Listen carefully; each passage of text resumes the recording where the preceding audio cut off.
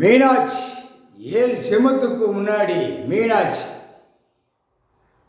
இன்னை ஈசன் பிறப்பில் கீழே பூமியில் போட்டு அங்கங்கே என்ன மனம் முடிக்க வருவார். 7 செம்மம் சத்தியவாக்கில் மனைவியை என்னை விட்டுறக்கூடாதுங்கிற கணக்கில் வச்சே வந்தார் ஈசன்.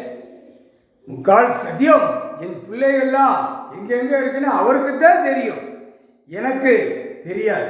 மீனாட்சி மதுரை கோட்டை மன்னராட்சி ஆண்டவன் கையில் பூமியில் பிறப்புல இறக்குனார். மதுரை கோட்டைக்குள்ள இறக்கையில் எல்லா நாட்டிலையுமே ஏரி குளங்கள் விவசாயம் பண்ணணும், மக்களுக்கு சாப்பாடு கொடுக்கணும். பாமர மக்கள் பூரா ஏழை எளிய மக்கள் தான் பூரா வேலை பார்த்து சாப்பிடட்டும், பூமியை விவசாயம் பண்ணி சாப்பிடட்டும். ஆடு மாடு கோழி பறவைகள் பூரா படைச்சாச்சு. இதிலே வாக்குவாதம் வாங்கி தான் சத்திய வாக்கு வாங்கியிருக்கான் மன்னராட்சியில்.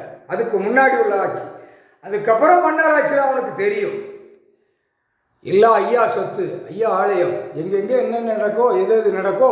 அதான் மீனாட்சி என்ற பேர் டெல்லி டு தமிழ்நாடு வரைக்கும் எல்லா இடத்துலையும் இருக்கும். மீனாட்சி குளங்களில் இருக்கும், ஏரிகள் அங்கங்கே விவசாயம் பண்ணுற இடங்களில் இருக்கும், கோயில்களில் இருக்கும், எல்லாமே என்னுடைய பேர் இருக்கும்.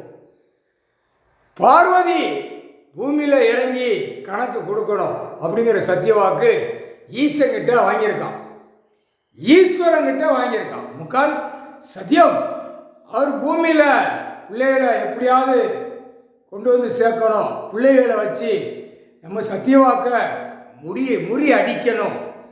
அது கடைசி பொம்பளை பிள்ளைய டெல்லி மகாராஷ்டிராவில் போட்டு கணக்குகளை முடிச்சிட்டார். ஆதியில் அதான் 2 பேர்களும் இருந்தான்ல, எனக்கு மடியில் பிள்ளை இருக்குன்னு சொல்லி வச்சு மானிட பெரிய ஆண்ணில் அவனுடைய ரூபத்தில் அவனுடைய பேரை அது அவனுக்கு தான் தெரியும். சத்தியவாக்கு கொடுத்த 2 பேர்களுக்கு தெரியும் சத்தியவாக்கு. இவர் கொடுத்த சத்தியவாக்கு கை சத்தியவாக்கு, சொல் வார்த்தை சத்தியவாக்கு கொடுத்த கணக்கு கொடுத்தார். அந்த 2 பேகளை வச்சு தான் கொடுத்தார். அந்த 2 பேக உலகத்தையே கட்டி ஆளணும்னு ஆசைப்பட்டான். அவன் மன்னர் தாண்டா, மன்னருக்கு முன்னாடி ஒரு ஆட்சி புரியுதா, அதில் ஆண்டவன். அதுக்கப்புறம் மன்னர் ஆட்சியில் அவனை தூக்கி வச்சுட்டான். திருச்செந்தூர் உள்ள சிவன் கோயில் ஒன்று ஆலயம் உள்ள முங்கி இருக்கு. வெளியில் மன்னர்களை தூக்கி வச்சான். வெளியில் இது கணக்கு மன்னர் வரணும், மன்னர்கள் வச்சு ஐயா சொத்து ஆலயம் எல்லா இடத்துலையும் இருக்கணுங்கிற கணக்கு. அதான் முக்காடு தொப்பி ஆடுதானா, விவசாயம் வேணும், விவசாயம் இல்லைன்னா நம்மளை அழிச்சிருவாரு, எல்லாம் உயிர் பலியை அறுத்தறுத்து செஞ்சு கூத்தடிச்சானா அதுதான் விவசாயத்தை தேடுதான். அதுக்கு தான் அந்த இப்போ போட்டுக்கான்ல பக்குவாதி ஏதோ கணக்கு கேள்வி கேட்கானா அது நாங்களே நாக்கால சொல்லக்கூடாது. அதுக்கு தான் மதமாக பிரித்து நாசம் பண்ணிட்டான் பூமியை. புரியுதா, கொடுத்துறது பூமி அவர் தான் கொடுத்துருக்காரு. கடவுளை பிரித்து அடித்தான், கடவுளை அசிங்கம் பண்ணான், கடவுளவே வந்து பாருன்னு இப்போ நிற்கான்.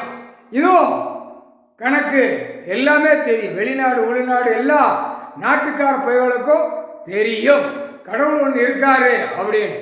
புரியுதா, உலகத்திலே எல்லா நாட்டிலையும் மீனாட்சி என்ற பேர் இருக்கும்.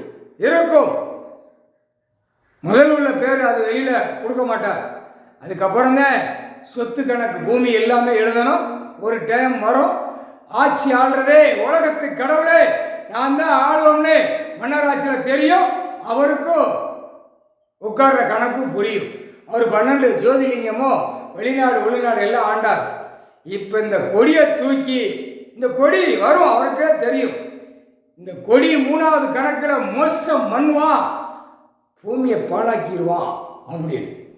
இப்போ உள்ள சென்ட்ரேஷனில் டெல்லி டு தமிழ்நாடு வரைக்கும் விவசாயம்னா தெரியுமா, விவசாயம் பண்ணி சாப்பிட்றவனுக்கு தான் தெரியும் அந்த வழி. வயிற்றுக்கு சாப்பாடு வேணுமே, பூமியில் விளைய வச்சா தான் சாப்பிட முடியுமே அப்படின்னு விவசாயத்துக்குள்ளவனுக்கு தெரியும்.